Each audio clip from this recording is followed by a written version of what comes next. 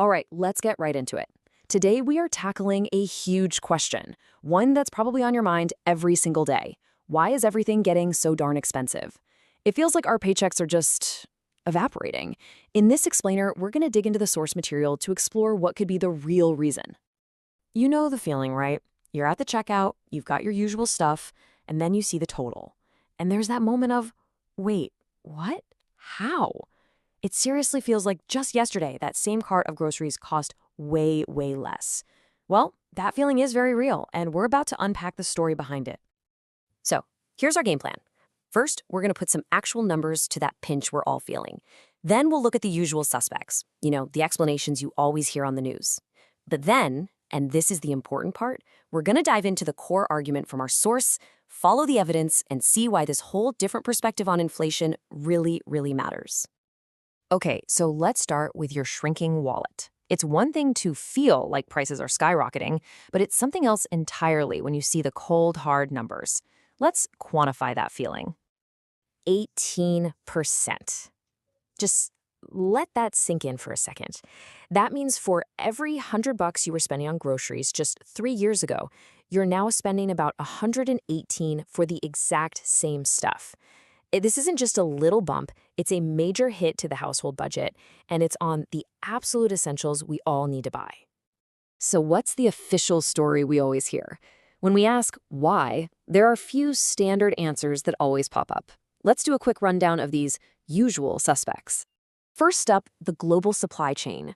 The story goes that the pandemic completely tangled up shipping routes, created massive factory backlogs, and just made it way more expensive to get anything from point A to point B.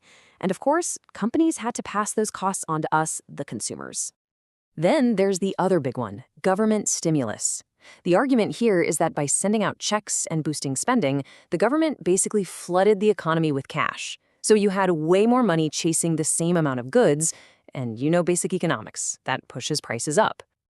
And of course, you can't talk about prices without talking about energy.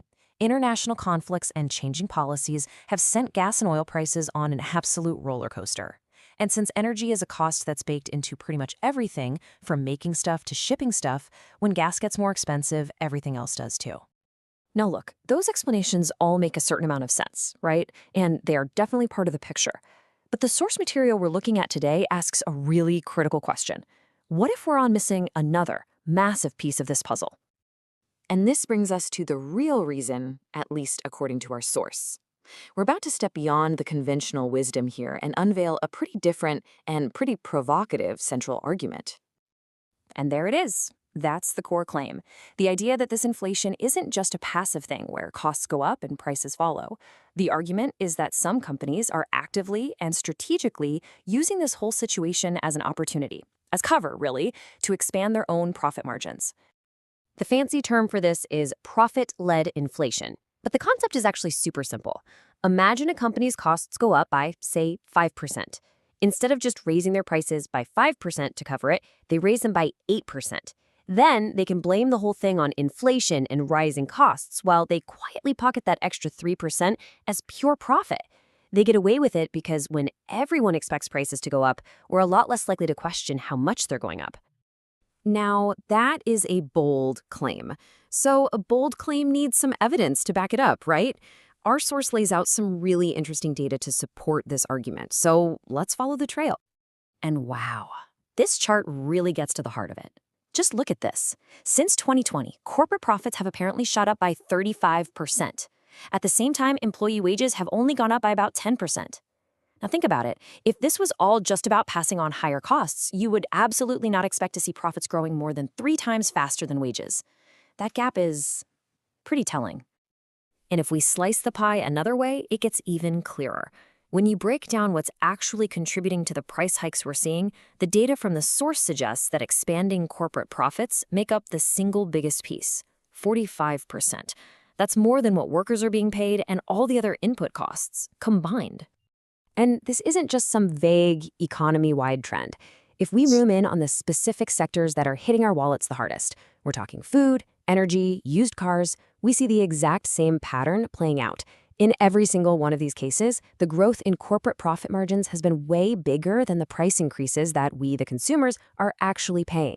The numbers here suggest that for some, this period of inflation isn't just a problem to be dealt with, but a golden opportunity. Okay, so we've seen the argument, we've looked at the data, but so what? Why does any of this actually matter? Well, it matters because if this perspective is right, it completely changes how we think about that sticker shock we feel every single day. Here it is, laid out side by side.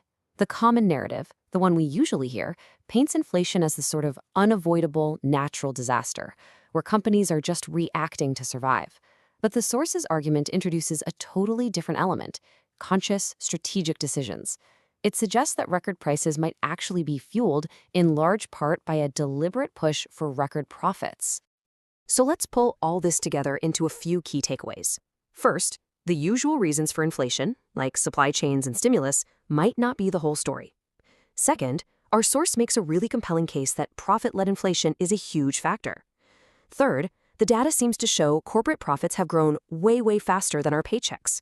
And finally, and maybe most importantly, this perspective completely shifts the conversation about who or what is really responsible for the high prices we're all stuck paying. And that leads us to the final big question. The point of this explainer isn't to give you an easy answer, but to lay out the argument and the evidence from the source. But if this material is correct, if expanding corporate profits are a key engine driving inflation, then what does that mean for how we should tackle this problem? It's a huge question, and it's definitely one we're thinking about.